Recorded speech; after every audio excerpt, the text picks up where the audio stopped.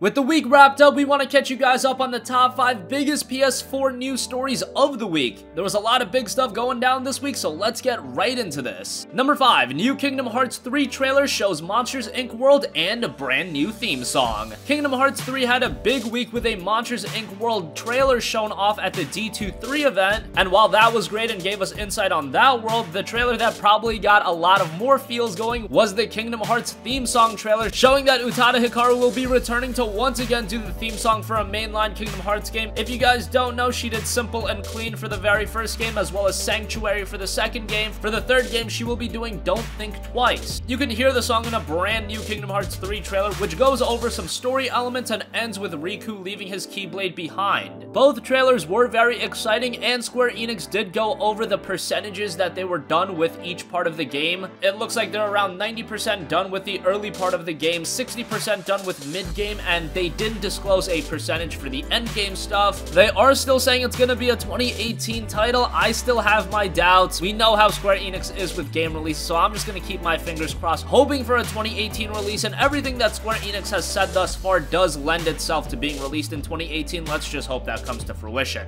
Next up, number 4, Sony might finally be introducing PlayStation Network name changes. The PlayStation Network has been around for so long, and many of us made our accounts back in the PS3 days. Maybe we were a lot younger, maybe you were intoxicated while you were making your name. Whatever the case may be, a lot of us want to change our PlayStation Network username, and this has been a feature that's been available on Xbox Live. It's available on Steam to do for free, but for whatever reason, PlayStation Network has just never implemented. Sony has always said that it's something to do with the infrastructure and they just can't get it working. However, the website Push Square has obtained a Sony survey that states that Sony has been exploring the possibility of adding a feature to PSN that lets users change their ID. This survey was to gauge interest on how much of the PlayStation user base would be interested in a feature like that. Obviously, a lot of us would be, and even though I don't condone this action, if they do implement name changes, guess what? They're probably gonna charge $10 for a name change just like Xbox Live does, and that would be a ridiculous amount of revenue for Sony. Again, I think name changes should be free, or at least give us one free name change, and then everything after that can be $10. Whatever the case may be, let's just get PSN name changes going. Hopefully this also comes to fruition. Number 3, speaking of surveys, there was a PlayStation 5 survey that was sent out, and it was confirmed to be legit. Originally, the survey was sent out, but many thought it to be a little fishy. However, PlayStation Universe did a little bit of digging, and they confirmed that it was legit. The community that sent out these surveys is known as PlayStation Voice. The community was selected by a consumer insight agency called Join the Dot, and its aim is to get closer to consumers and create online communities so big brands can gauge their consumers. Obviously, within the community of PlayStation Voice, you have to sign an NDA, a non-disclosure agreement, but as things go, there are always a few bad apples, and they let a little bit of information loose that shouldn't be loose, and that comes with the PlayStation 5 news as well. We're really interested to hear what you guys think about a possible PlayStation 5. Right now, the PlayStation 4 is still going strong. It's the most successful PlayStation console outside of the PlayStation 2, and it's been selling very well. It looks like it's still got a lot of legs to it, and for 2018 and 2019, it looks to have a packed lineup of games and exclusives, so a likely release window for a PlayStation 5 would be 2020. That's just speculation on my part, but it seems like a lot of you guys also agree with me on that. Do you think that's too soon? That would be 7 years after the release of the PlayStation 4, so it makes sense to me. A 7-year span for a console is very good, but this generation is a little bit different because we had the PlayStation 4 and then we had a mid-generation upgrade with the PlayStation 4 Pro. The Xbox One X just released, and that's a beefy console, and I don't think anyone is looking to upgrade from that anytime soon, so maybe for some, the next generation of consoles is coming a little bit too early, but we could probably answer that with more insight as we get closer to 2020. We're still far out from that. Number 2, surveys are just being sent out everywhere. That's giving us a lot of information. Well, another big one is number 2, an Assassin's Creed Origins survey that hints where the series might go next. A survey was sent out to Assassin's Creed Origins player, and it talked about a lot of things, the game and how it's going so far, but they also talked about different settings that could host the next Assassin's Creed title, the next main AC game. Included are the Dark Ages with King Arthur, Joan of Arc's battles, and the Rise of the Black Death, Genghis Khan, and of course, Warlord battles of feudal Japan. We've been asking for that for a very long time. It seems like a lot of Assassin's Creed fans have been asking for that. I'm guessing those that took part in the survey also voted voted for that. All of these settings sound very interesting, however, but there's something about feudal Japan and Assassin's Creed that seemed like a match made in heaven, so hopefully that happens. It does seem like 2018 will not host a brand new Assassin's Creed game. Rather, Ubisoft is intent on continuing to support Assassin's Creed Origins, and I have no beef with that. We saw how great of a game AC Origins turned out to be after a longer development span, so why not give that development span for the next Assassin's Creed game as well? If you really need to monetize the Assassin's Creed franchise yearly, you could just continue to release DLC, different content, and those that want to stay engaged to an Assassin's Creed experience year-round, well then you give them that option. Otherwise, if you're not as big of a fan, you can just wait for the next main entry. It serves both parties really well. And finally, number 1, Spyro the Dragon Remaster for PlayStation 4 coming this year, according to a Kotaku report. Spyro the Dragon is one of the most iconic franchises in all of gaming, but of course in recent memory, it really hasn't made any impact in the gaming world, but it looks to be making a comeback. Sources speaking with Kotaku have indicated that the original Spyro trilogy, that includes Spyro the Dragon, Ripto's Rage, and Year of the Dragon, all original PlayStation 1 games, are all being remastered by Activision in one collection. Think something of the like to Crash Bandicoot The Insane Trilogy, and we saw how that game performed commercially. It looked to have been a massive success, and the thing about that game is that it really didn't see much of a marketing push. It relied on word of mouth and nostalgic appeal, and that's exactly what you would get with the Spyro the Dragon collection, and hopefully this opens the door for a brand new Spyro game. It does look like because of how well Crash Bandicoot The Insane Trilogy did, there will be a brand new Crash Bandicoot game. Hopefully a similar path is created for Spyro the Dragon. Currently, the rumored release window is Q3, so that would be around the summer to early fall. That makes a lot of sense, and as someone that is a gigantic fan of the original Spyro titles, this would be something that's completely up my alley, and I'm sure for a lot of other gamers, you would feel the exact same way. So that is going to wrap up the top 5 biggest PlayStation 4 news stories of the week. What do you think? Which of these news stories grasped you the most? Are you excited for the potential of a Spyro the Dragon collection? How about Assassin's Creed in feudal Japan? Is 2020 too early for a PlayStation 5? Are you still holding out hope for PSN Name Changes and Kingdom Hearts 3? Are you holding out hope that that'll actually be released in 2018? Sound off with your thoughts in the comment section down below. Thank you for watching, and goodbye.